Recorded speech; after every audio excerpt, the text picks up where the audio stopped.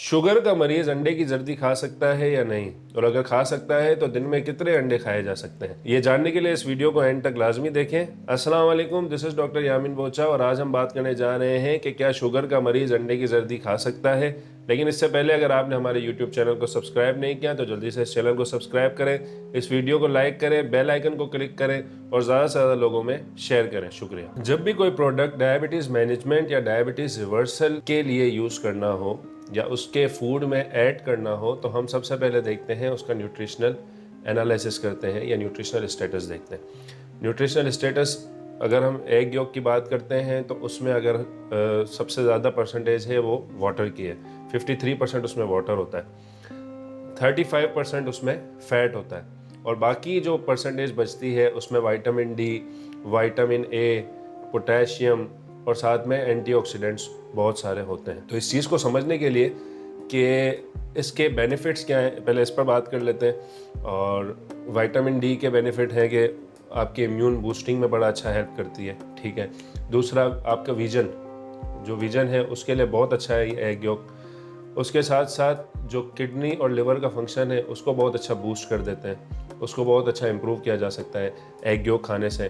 और उसके साथ साथ जो फ्री रेडिकल्स बॉडी में बन जाते हैं, जो सारी इन्फ्लेमेशन करवाते हैं, सारी बॉडी में डिजीजेस करवाने में जिनका बहुत बड़ा रोल होता है, उनको भी ये, क्योंकि इसमें एंटीऑक्सीडेंट होते हैं तो वो उसको ख़त्म कर देते हैं। लेकिन जब बात करते हैं कि शुगर के मरीज़ के लिए ये चीज़ जो है वो यूज़ की जा सकती है या नहीं की जा सकती, तो इसमें देखें कार्बोहाइड्रेट बिल्कुल भी नहीं है, 0% कार्बोहाइड्रेट है। तो आप इजीली एग यॉक को खा सकते हैं और इजीली जो है वो आपको जो है ना वो आपकी शुगर को रेस करेगा ना। आप क्योंकि कार्ब कंज्यूम नहीं कर रहे तो शुगर रेज नहीं होगी, तो फिर इंसुलिन भी नहीं निकलेगा। लेकिन बात आती है कि इसमें तो कोलेस्ट्रॉल है, इसमें तो फैट है, तो ये तो शुगर के मरीजों में कोलेस्ट्रॉल बढ़ा सकता है।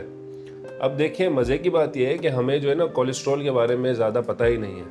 आपको पता है कि आपकी बॉडी का 75% कोलेस्ट्रॉल आपकी बॉडी खुद बनाती है, 25% कोलेस्ट्रॉल जो है वो आप डाइट से लेते हो। और कैसे बनता है कोलेस्ट्रॉल? जब अभी मैंने जो इंसुलिन की बात की कि इंसुलिन जब रिलीज़ होता है, और इंसुलिन रिलीज़ कब होता है? जब आप कार्बोहाइड्रेट लेते हो। जब कार्बोहाइड्रेट लेते हो, इंसुलिन रिलीज़ होता है तो आपकी ब्लड शुगर लेवल हाई होती है, उसके रिस्पॉन्स में इंसुलिन निकलता है। और फिर जो मैंने इंसुलिन रेजिस्टेंस के बारे में बताया था कि कार्ब बहुत ज़्यादा हो जाती है ब्लड शुगर, और उसके नतीजे में बहुत सारा इंसुलिन निकलता रहता है और फिर आगे इंसुलिन रेजिस्टेंस हो जाता है। लेकिन इंसुलिन का एक रोल यही है कि जितना ग्लूकोज आपका यूज़ नहीं हो रहा वो या तो ग्लाइकोजन की फॉर्म में स्टोर हो जाएगा, और उसके बाद यानी ग्लाइकोजन एक लिमिट तक बनेगा, उसके बाद वो ज़्यादातर जितना भी कार्ब है या जितना भी ब्लड शुगर है वो सारा का सारा फैट में कन्वर्ट हो जाता है। और वो फैट कहाँ से, वो फैट सेल्स बनते हैं या वो फैट कहाँ से बनता है? वो लिवर से बन के जा रहा होता है। अब अगर हम बात करते हैं कि डेली कोलेस्ट्रॉल हम कितना ले सकते हैं, तो देखिए Pakistan dietary guidelines for better nutrition PDGN, उसके अगर आप वेबसाइट पे जाएंगे तो आपको नहीं पता चलेगा या वहाँ पर कुछ ऐसा लिखा हुआ नहीं है कि आप जैसे रिकमेंडेड डाइटरी अलाउंस होता है कि आपको दिन में कितना % कोलेस्ट्रॉल लेना चाहिए या कितना ग्राम कोलेस्ट्रॉल लेना चाहिए।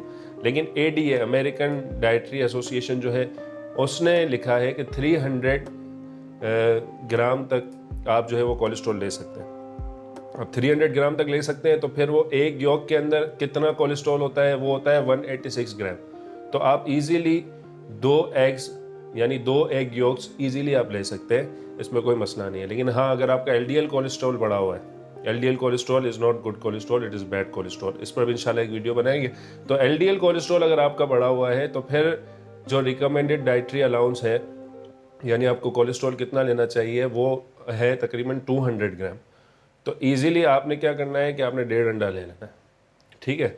तो इसके बेनिफिट्स बहुत सारे हैं, और अगर इसके साथ आप कोई कार्बोहाइड्रेट लेते हैं तो फिर वो हो सकता है कि आपको नुकसान पहुंचे, लेकिन इससे कभी भी आपकी शुगर पे कोई इफ़ेक्ट नहीं पड़ेगा। तो कैसी लगी आपको आज की वीडियो? हमें कमेंट्स करके ज़रूर बताएं। Thank you so much. अस्सलाम वालेकुम।